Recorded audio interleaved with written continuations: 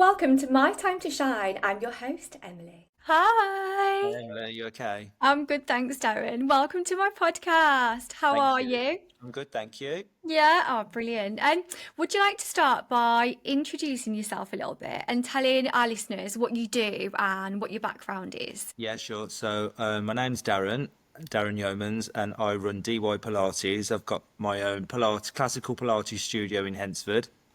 I also teach a technique called muscle activation techniques, which looks at muscle weaknesses in the body. So it kind of looks at finding which muscles aren't working in the body and strengthening those muscles. So I use that alongside my Pilates to kind of get people stronger. Have you always done this? No, I've been teaching Pilates for 10 years. So, but before that, I had a completely different job I worked in property. Property. Oh my gosh, what did you do in property? Was it like retail sales or? No, I was a property manager, so I Oh, managed wow. leasehold apartments. Yeah. That is so different. Yes, yeah, it is What very. inspired you to like want to do Pilates? Because that is such a change. Was there one moment that was like, "Poof, I need to be a Pilates teacher"? Not really. No. I was training to be a personal trainer, and when I was on the personal training course, the teacher said we're running a Pilates course in a couple of weeks. You should come along and train to do that because it will help with your PT work. And I was like, Yeah. okay, I've never done Pilates before, so I did the course, and then I was qualified to teach mat Pilates, having never done Pilates in my life before, which is just crazy. So then I was like, right, okay, I can't teach Pilates because I've got the qualification, but I don't actually know what I'm doing. So then I started going to Pilates classes, going to different Pilates studios, and then I retrained with like a more kind of with a better course where you had to do supervised teaching, and you had to really kind of learn what you were doing. It wasn't just a case of learning stuff from a book. You had to go along, work with other teachers, kind of shadow them. They'd let you teach in their class so you'd know that you were doing things correctly, and tell you where you were going wrong and tell you what to look out for. So yeah, so I did that. Then I was trained in mat work, which was great. So I started teaching my mat, and then I got in contact with the Pilates studio in Birmingham, and I spoke to the guy there, and he was like, "I can teach you to teach on the apparatus." So I went along with him, and for about a year, I did like a kind of an apprenticeship with him, shadowing him in his studio, his like equipment studio with reformers and Cadillacs and everything like Um, that. And then I did another training course after that with the Classical Pilates Centre up in Manchester, up in Bollington, and did like their fully comprehensive training course, and then just do ongoing training now all the time, one-to-ones with different teachers and different courses, just to make sure I'm keeping on top of everything. Yeah, I want to go back to what you said about the first course that you did. Like you just do, an intense course and so many people just do one course and then they go out and teach Pilates. Do you think that's enough to really develop an understanding No, as a not at teacher? all. They kind of teach you the exercise, but they don't teach you how to teach it. Yeah. And they don't and it's very different. So when you're doing their training course and you're with another set of people who are teachers who are generally quite fit and healthy, when you go along to say you start your own class, you're not going to get those people in your class. It's going to be a little bit more, people have different needs, and you need to know how to modify things, and you can't the way you explain things to people has to be different because they might not have that same kind of thought process. Like they're not fitness people, perhaps, and they might be. So you have to kind of change the way that you word things so they can understand. Yeah, I think that's a really important point because so many people, and I mean, it's in the whole Pilates world now. There's these quick 2-day courses, like on reformer, and it's dangerous because they can get injured. And can Yeah. you explain to us a bit what is reformer, what is all the Pilates apparatus? Because people don't know that there is a whole system to Pilates. Yeah, so I think people have kind of jumped on this bandwagon of reformer Pilates. I mean, there is not really. such thing as reformer Pilates. Reformer is part of the Pilates system. So you go to a Pilates studio ideally, and then say you would work on the reformer. But you then also say if you couldn't do something on the reformer, then I would take you onto another piece of apparatus, for example, the Cadillac, and then you could work on there to build your strength up. So then you'd be able to do that exercise on the reformer, or eventually. It's never been just about the reformer. It's always been a whole system. So you've got your mat work, which forms Yeah. kind of part of the system. So you've got, like, the way I learned it was you've got the beginner system, intermediate system, then the advanced system. So you would teach people the beginner system first. And that doesn't mean that it's easy. It just means that you've got like a kind of a basic knowledge, and then you build on that. So working on all the different pieces of apparatus to build the strength up. 2-day courses, people are teaching exercises on a reformer, but I wouldn't particularly say it's Pilates. Well, it's definitely not the Pilates, classical Pilates I learned. I mean, I learned the kind of the original teachings of Joseph Pilates and Romana. And I think that there are a lot of these exercises are kind of more fitness exercises on the reformer, but it doesn't, to me, I mean, I've never done one of the classes, it doesn't look like Pilates, and it definitely doesn't look like anything that I would teach. And what is classical Pilates? So, I have an understanding of it that it's the original founder of Pilates, Joseph Pilates, and it's his work. But can you delve a bit more into that for our listeners who don't know what it is? Because people use it and they call it pilates and all sorts. It's not pilates. No. Okay. So Joseph Pilates invented his Pilates method, which is called contrology. Yeah. And he only trained a few teachers, kind of certified them. There was a lady called Romana, and she worked very closely with him, and she kind of set up on her own. And she's probably the teachers now. My teacher Kirk was taught by Romana. Wow. So, and that's kind of as close as you're going to get to Joseph Pilates, really. So over the years, people have taken Pilates and have changed it slightly. I know that she did add on some exercises as well. But only like a couple. She added a couple of things in here and there, I think, over the years. But people have really changed the exercises, and because it was never kind of registered, Joseph Pilates never registered or trademarked the name Pilates, and people are now teaching exercises that don't resemble anything that he taught or Romana, and are allowed to call it Pilates. And there was some kind of law suit a few years ago where people were trying to say you can't be calling these exercises Pilates because it's not anything that was taught by Joseph Pilates, but they lost. And so now that's why people come to me and they say they've been doing Pilates, and like, for example, the 100, which is like kind of one of the most well-known Pilates exercises, which is done on, you can practically do on all the pieces of apparatus. People have not done that, and it's like, okay. And roll-ups, I know not everybody can do a roll-up, but they've not done any kind of version of roll-up, and it's just kind of becomes a little bit more kind of watered down.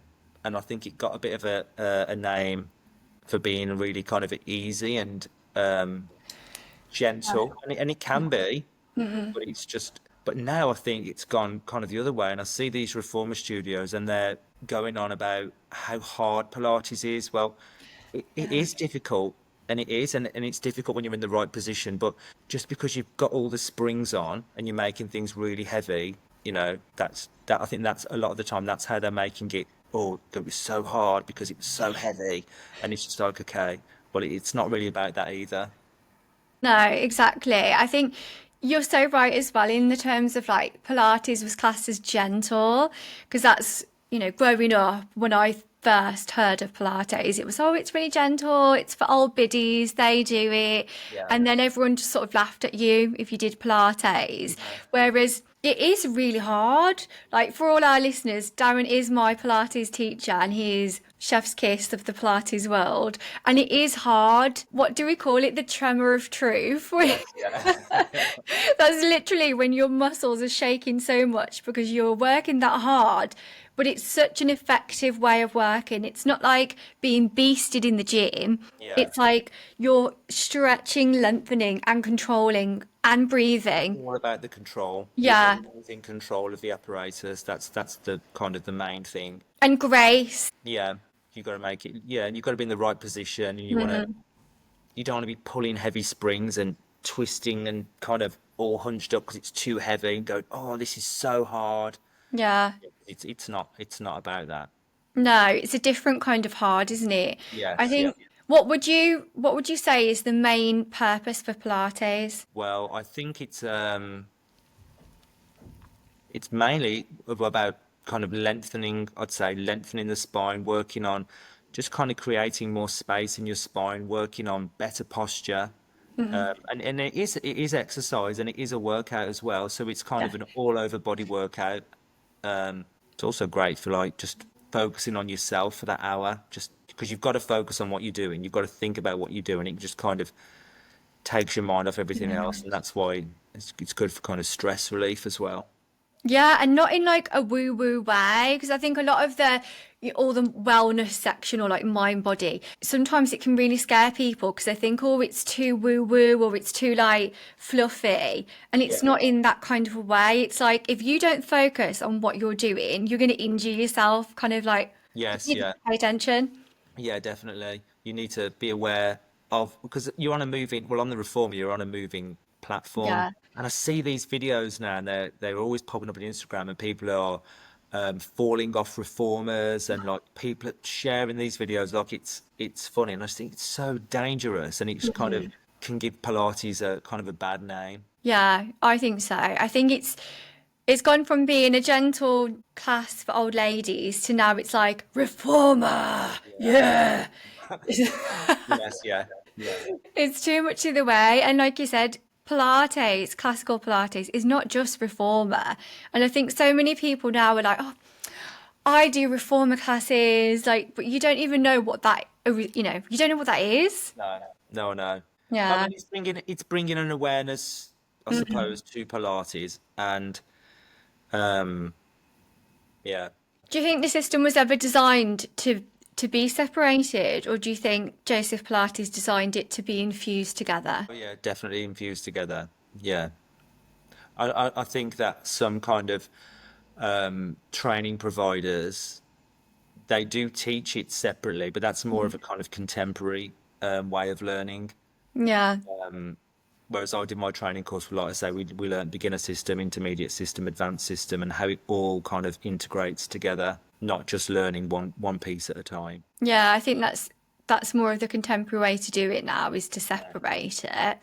What would you say to someone if they wanted to become a Pilates teacher? Like what kind of a course would you recommend? What would you suggest for them to look out for? What they'd need, well, obviously classical Pilates, and Yeah. they'd need to find a course that is like a full comprehensive course where you learn the same way that I did, learning the whole system. So not, and I mean, it's not cheap. And I Yeah. think if you go for a cheaper course, just be aware of who your teacher has been taught by and how long they've been teaching, because that's a big thing. Experience is massive. Yeah, Why definitely. would you say that about experience? Because I think, these days anyone can do anything. What do you think is the benefit of having all that experience behind you? Well, it's like with anything, the more you do something, the more you start to see things. So it's like when you first start teaching, it's quite a lot of things going on in your head, trying to remember this, remember that. But as you Yeah. kind of get more into it, it becomes second nature. So you can focus on are they in the right position? Alignment is massive because you don't want people on well doing Pilates that aren't in the right position because Yeah. you want to be building strength in the correct alignment. So I'm always checking. I only teach quite small classes, like in my studio, maximum three. So I can see what everybody is doing, and I can check that everyone's in the right position and are getting the most out of it. But I mean, when you first start teaching, it's kind of like, oh, how many springs should I have on? And is this is like this? Is this like this? You've got lots of stuff going on. I mean, it's the same with any job, isn't it? Really, you just Yeah. gotta. The more you do it, the more confident you get with it, and the better you get at it. Yeah, that's exactly true. And I think as well, with experience comes not like the wisdom as to how to look at people. Everyone has such different bodies, and some people, they might have scoliosis or like a slight hunchback, or maybe you've got an elderly client. It's understanding how to work with these people so they can get the most benefit out of Pilates. Because you need to teach the body in front of you. That's what they always say. That's it. Yeah, you can't just go and follow the order, because the mat work's taught in an order. I mean, you can omit the exercises, same with reformer, but you can't just teach somebody that's an older person if they've got it. Kind of say they've got osteoporosis or something like that. You wouldn't be able to teach them some of the exercises. So it's just knowing which exercises are going to be the best for that person, and to get so they get the most out of the session. Yeah. And how would people know what qualities a good Pilates teacher possesses? Well, obviously you've got to like the teacher. Yeah, so you've got to get on with your teacher, and you've just got to be able to feel comfortable enough with your teacher. So if something doesn't feel right, you need to tell them, because it's. I've had this before, and people say, "Oh, it hurts, but it's Pilates, it's fine," and that's not the point. It's like not every exercise is suitable for every person. So you've got to know that you've got to feel confident with your teacher, that you can tell them if something doesn't feel right, or and that teacher's got to know how to kind of adapt the exercise for your body. Yeah, like I remember when I first started working with you, and it's been a year now. I said, That's gone okay. quick. That's gone quick. And at first I wasn't activating the right areas. So for our listeners, I'm very flexible, and I remember doing, I think it was Swan on the Cadillac. Yeah, You remember? And I was just so flexible. I was just lifting up, but I wasn't activating your the glutes. correct areas. Yeah, my Yeah, glutes were just not on. but you were Not you so- were you were flexible enough to do it with just using your back. yeah, It's not about that. You've got to get those. You've got to get your glutes on to support you as you come into the position. Yeah. yeah. And So this, it's yeah, knowing, yeah. So the teacher needs to know which muscles that you're not using, and how to get them switched on. Which is why the muscle activation stuff that I do yeah, works brilliantly with Pilates, because if I can see something's not working, then, or I can see discrepancies in the body, then I can take you off the apparatus, put you onto the table, and we can have a look what's going on, and then work on fixing those issues. yeah. What is muscle activation therapy? I know I've experienced it myself. So from my point of view, it's like literally getting deep into the muscle tissue and switching it back on again. So you've got that mind body connection. But I think you would have a more accurate Yeah, so description.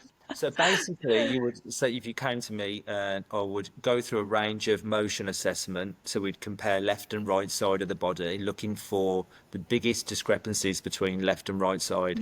For example, if you could turn one hip all the way in, and then the other hip only went to like there, then I say, okay, there's something going on there, because both sides should be, symmetrical. So Yeah. and so then what I would do is I'd muscle test all the muscles that are involved in turning that hip in, just by kind of getting you into a position, applying a light force onto you, and seeing whether you can withstand the force or not. And then if the muscle was weak, I would then find where the muscle attaches, and just kind of press on the muscle, or on the bone where the muscle's attached, and just kind of do like a little palpation, which then basically reminds the brain there's a muscle there and that it needs to work when I'm applying pressure. We'd then go and retest it, and it should then test stronger. And at the end, once all the muscles are firing up correctly, that will then help restore that full range Yeah. on the other side. And you've had some really great success stories with clients, haven't you? Yes, yeah,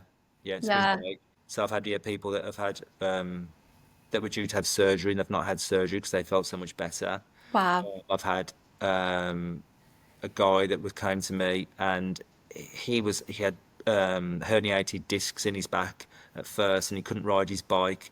And then recently he did like a 100-kilometer bike ride, which is great. So he's back on his bike, and I mean, he comes every week and he's really kind of stuck at it. So we do a mixture of Pilates and muscle activation Wow. techniques, and yeah, it's been really rewarding. Yeah, it's been great. I remember as well you telling me about a lady who came and she couldn't do a roll up, and then you did some muscle activation, and Yeah. literally she could do it. Yes, she had but she was just really struggling doing the roll up. So I worked through and checked some of the muscles that were involved in the roll up, and we switched those on, yeah, and then she was able to do a roll up, and they've kind of stayed strong as well, so she can still now do a roll up, which is great. Oh, Great for her as well, amazing. because she was getting really frustrated with it that she couldn't do it, and it's the good thing with it is it's instant. It's like instant muscles are on, so Yeah. it's like, and you can do that through Pilates, but it would take,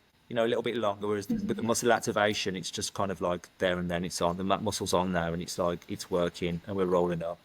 It's quite new to the UK, isn't it? Muscle Yeah, there's not activation. many teachers here that teach it. I think there's maybe about five. Really? Yeah, No five way. or six. Yeah, I think so. Gosh, that's not Yeah. many. It's trying to get the name out there, isn't it? Because I think we've had conversations before, like people just don't know what it is. No, I don't know what it is, and it's difficult. And I think when people come to me normally, or when they find me, it's because they've tried all other kind of Yeah. things. They've tried physio and they've tried chiropractors, and they've not had much success. Well, not always, but and then so when they come to me, it's kind of different to what they do. Although it does work very well with what physios do and chiropractors do and osteopaths do. So they all kind of complement each other. Yeah. Do you think Pilates fits into that category as well? Is it kind of like alongside like physiotherapy? I mean, can be, but I mean, it's more.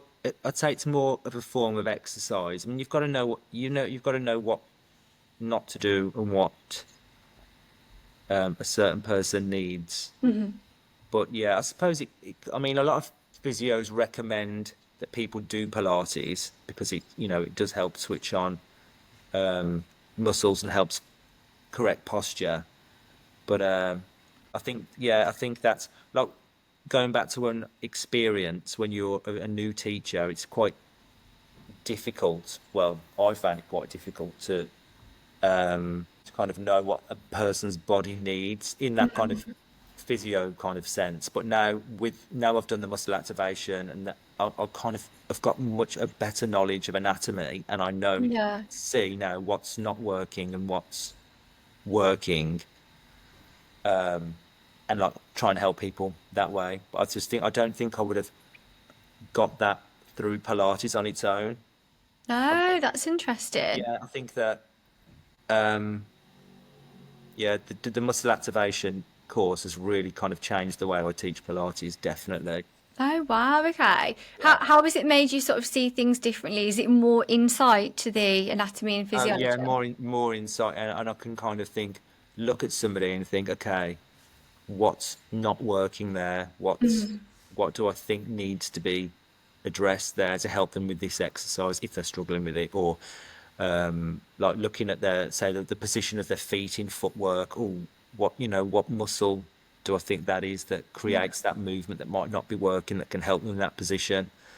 So then I can, take them off that piece of apparatus. I can muscle test the muscle and work on switching it on, then put them back on it, and then continue the Pilates. So they're getting the most out of their session.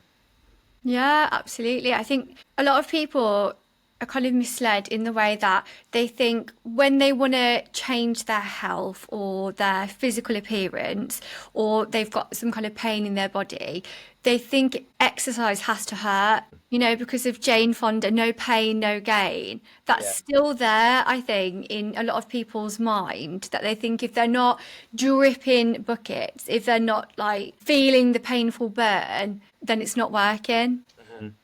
Well, I think that you got in Pilates. I mean, you do feel like you are working there. I'm still achy from Saturday. Okay. But I think it's just different, isn't it, than jumping around up and down, and Yeah. that's more Jane Fonda stuff was more kind of cardio kind of exercise, a bit more like, I suppose, aerobic kind of aerobic Yeah. exercise, wasn't it? So it's Pilates is quite different to that. I mean, you can go fast doing Pilates once you've got the control, and then that becomes a bit more of a cardio kind of workout as well. Um, but ultimately, yeah, it's about having control of your body, gaining Yeah. control of your body. Yeah. Whereas in those other exercises, a lot of them are so fast you can't think about what you're doing. And like you say, people jump up and then you see them kind of crash down. But if you were to jump up in Pilates, you'd want to jump up and you'd want to land like a ballet dancer would land, kind of with length in the spine, not just letting everything kind of crash down. Yeah, Yeah. find that kind of keep the lift of the spine and yeah, That's it. That's what you always say as well, to almost like finishing with grace, as if you can kind of do another rep, even though you can't do another rep, but you've got to, when you finish, just yes, make it yeah, look easy. make it look effortless. Yeah, Yeah. yeah, That's one of the hardest things about classical Pilates is to have that control, because it's not just physical body control, it is in your mind as well, because you really have to focus on what you're doing. Like, oh, I need to activate here, I've got to squeeze in my glutes, and like, yeah, it's really tough. yes, yeah. It's an all over kind of body workout Yeah. mentally as well. Yeah, definitely. Yeah, it is. And you know what? It's kind of scary as well. Like, I know that a lot of the times when I've tried new things, doing a session with you, I felt a little bit like afraid to try it, but I know I'm safe. And then when I actually did it, I was like, wow, like I give myself a pat on the back. I Yes, did yeah, that. yeah, no, yeah, It's like a confidence boost. yes, yes, yeah. Yeah. Have you had anything like that? Like since, you obviously have been teaching for 10 years now. When you started doing it yourself, what changes did you notice in, your own practice? Well, you can just feel yourself getting stronger. You could the exercises that when you first start doing them, sometimes they feel really hard and really hard to control, and the teacher's probably having to help you a little bit to get you in the right position, or yeah. But the stronger you get, the teacher doesn't have to help you as much, and then they feel um, easier, not particularly easy, but easier than they were when you first started learning them. Yeah. Yeah. So yeah, And and the then, changes in the body, yeah, you kind of notice you just feel taller, yeah. and just generally stronger, yeah, and you can just you kind of have like a bit of a buzz in your body for a few days after you've done the exercises, and you think, okay, and it starts to wear off, and you're like, okay, I need to go back to Pilates again now. I want to do it every day. Yes, yeah, yeah, Yeah. I always say to my other half, Jack, after I've finished Pilates, I'm like, oh, I just feel like put back together now. yes, yeah, exactly, yeah. Everything's kind of working as it should. Yeah. I feel like I'm really tall as well. Yeah, I come out. Like I'm like 5'3", but when I come out, I'm like 5'6". yeah, That's six how I foot. feel. Yeah, 6 foot. That's what Yeah, we're aiming for. yeah, And what you were saying before as well about the beginner systems, like that's still challenging. Just because it's a beginner system does not mean to say that it's easy by any means at all. no, Like if not at you're all. doing it right, it's Yeah, hard. it's kind of like the foundations. You need to get Yeah. into your body, and then you can just then build on that. Yeah. Because you've got to have a good understanding of that to progress into the little bit more challenging exercises. So Yeah, yeah, definitely. It's like yeah, how to hold yourself properly, isn't it? yes, yeah, Would you say that Pilates is good for everyone? yeah. I'd say so. I mean, not perhaps in a group class, but if you've got specific needs, then like people say, the doctor's told me to do Pilates, and I'm like, okay, but you've got disc injuries in your back. A group class is not going to be safe for you because the class is very general. Whereas on a one-to-one basis, yes, I can work with you and we could do great things and help you get stronger. But yeah, it's I think it is suitable for everybody as long as as long as if you've got needs, you're doing a one-to-one. If you're fit and healthy, group class is great. Yeah. And what about the muscle activation therapy? Would you say that's suitable for everyone as well? Yeah, yeah, Yeah. definitely. Yeah. because everybody's going to have weaknesses in their body, Oh even yeah. if they're, even if you're not, say, not experiencing any symptoms at the moment, but left unaddressed, those muscles can get weaker and weaker. Then the body starts compensating. Then other muscles. Yeah. So basically, if a muscle's weak, other muscles start to tighten up to protect the joint. So that's when people start noticing, oh, this feels tight, and then what they do is they start stretching the muscle. Where if that muscle is tightened up to protect the joint to create more stability in the body, stretching's not always. I mean, it's not. I'm not saying it's bad, but not always great if you've got other things going on, other weaknesses in the body, because you're potentially leaving your joints unstable, and then prone to injury. Yeah. So what would you suggest they do then? Find a practitioner. Yeah. Yeah. Yes, definitely. Yeah. Yeah. I think that's it. Like I do that. Like if I have tightness, straight away I'm stretching. Yeah. And something, not saying stretching's bad. It's Yeah. just sometimes you can stretch a muscle and it's fine. But I think sometimes if you overstretch things, and I mean, you don't always know if you're overstretching something. I Yeah, think that's that true. can potentially leave you in a more vulnerable position, even though it does probably feel nice at the time. Yeah, I think for me, for myself, I'm very flexible, and since I've started consistently practicing Pilates and doing some little things at home that are Pilates like, I've noticed I can hold myself better, and I move in a slightly different way now to what I did before. Whereas I was definitely just using my flexibility to do Yes, yeah, things. Yeah, so you yeah, can notice a big difference. yeah. No, oh, I can see a difference when you come into the studio as well. It's a noticeable difference. Yeah, Yeah, definitely. that's really nice to know. And especially for everyone listening, if you're Pilates curious, I would say look at reviews, look at websites, find yourself a good teacher, and find someone like what Darren said that you like. Because if you go to a class and you're like, oh, I don't really like the teacher, Yeah, yeah. there's But so many you people don't out there. learn off people if you don't like them. I just think No, you've got to have that kind of rapport with them. That's yeah, And it should be fun definitely. as well. If you want to have fun, it's not.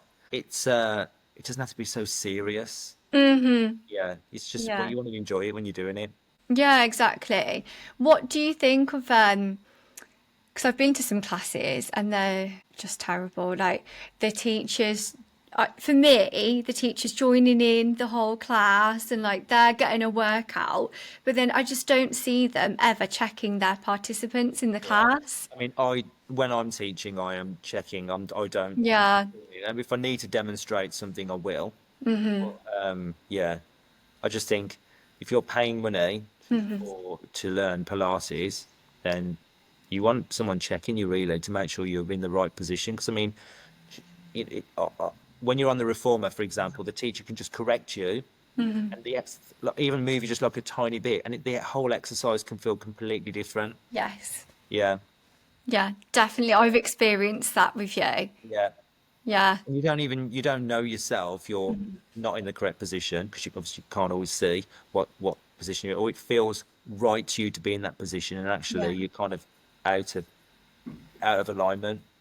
Yeah, that relates to like people's bodily habits because I think a lot of people have sit down jobs and they slouch, and I think or you lean on one hip or like you do things without even thinking about the implications of how does that affect your posture. Yeah.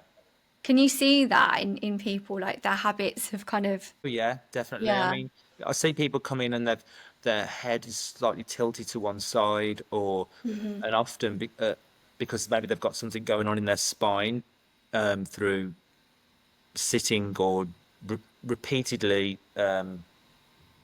doing something which has maybe created kind of a little kink in the spine, a little bit of scoliosis, and then so kind of the back say is bending one way, then the head's having to kind of compensate to kind of so your Yeah. head doesn't want to be over here, so it's now here. So when you get that person straight, their head is still a little bit over to that side because they're so used to having the neck in that position. So it can feel when you put somebody in the right position when they're straight. Because the great thing about the Pilates apparatus is it's kind of square, and it's got like especially the reformer and the Cadillac, it's like a big frame around it, so you can see quite clearly if someone's not straight on the mat.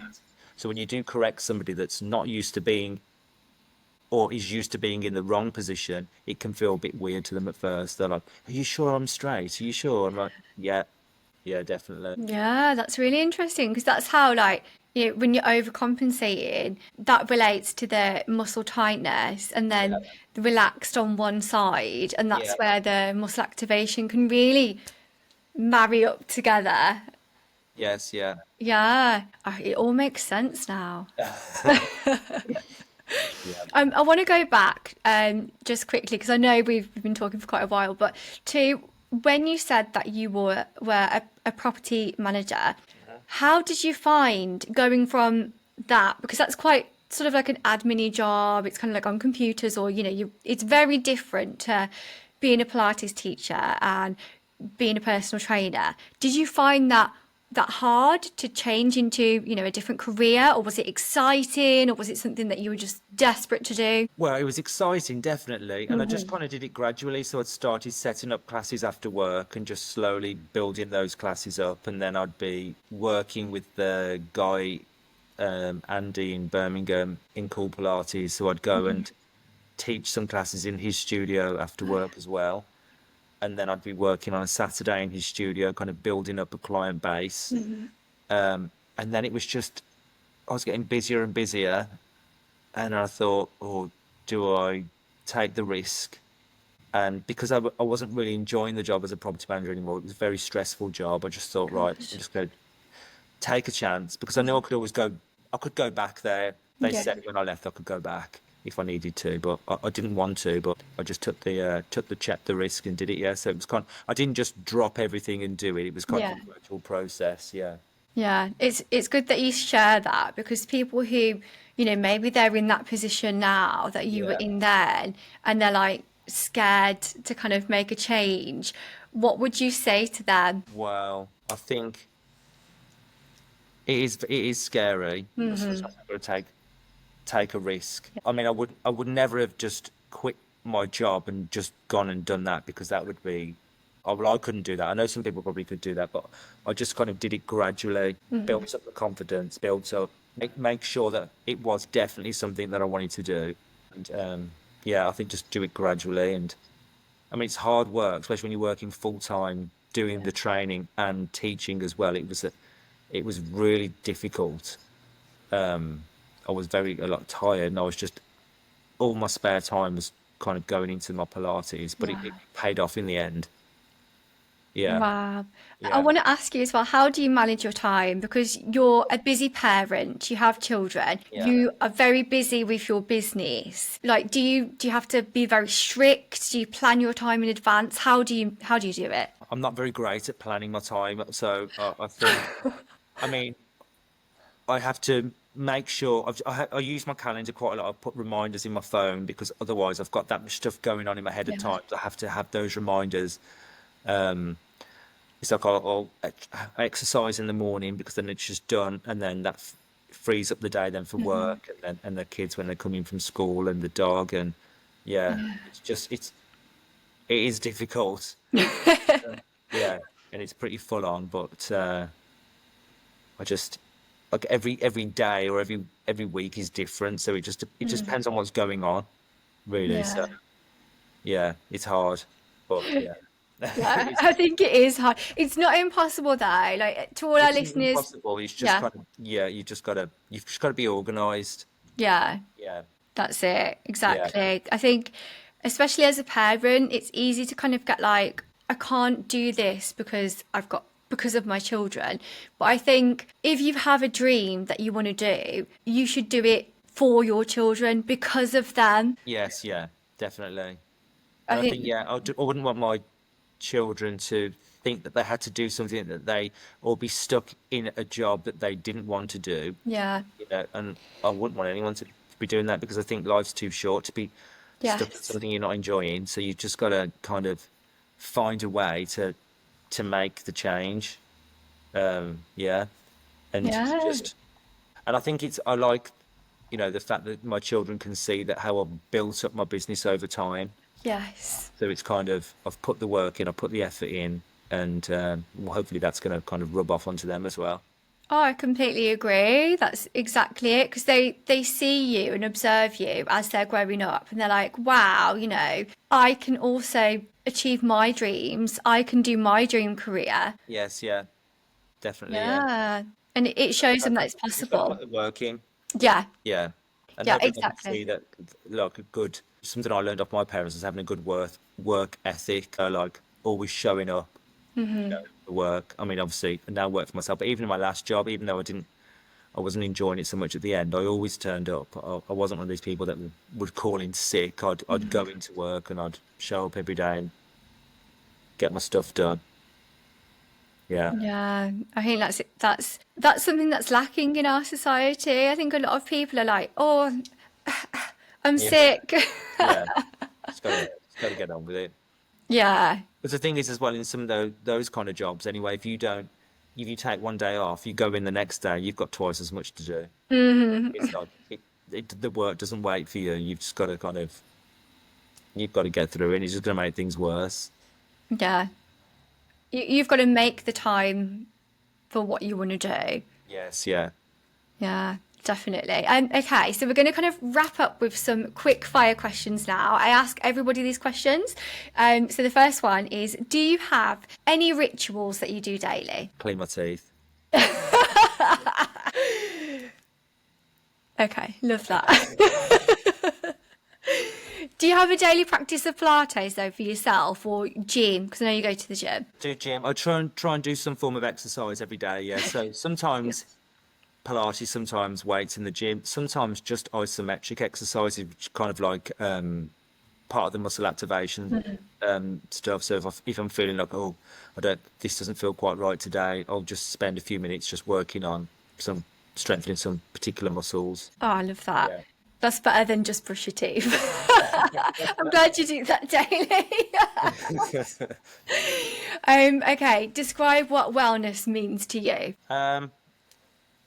Basically, just feeling good in your own body. Yeah. Feeling mentally well and physically well, I'd say. Yeah. And I think exercise helps with both of those things. I think you do your Yeah. exercise, it makes you feel better mentally Yes. and physically. Yeah. Yeah. Yeah. It's a whole package, isn't it? Yes. Yeah. I'm still laughing at you saying brush your teeth. That's tickled me. And is there a message that you would like to send to all our listeners? Or any tips or anything? Potential Pilates teachers? Just if you're going to do Pilates, just check what kind of training your teacher has done. You always want to try and go with a comprehensively trained teacher, whether that's classical or contemporary. And yeah, I think that's it. Okay, Yeah. I think Yeah. that's good advice. I think a lot of people just go to classes and they don't even ask, what training has their teacher done, or even if they're No, no, no. qualified. So Yeah. Just I I, would always check that. Yeah.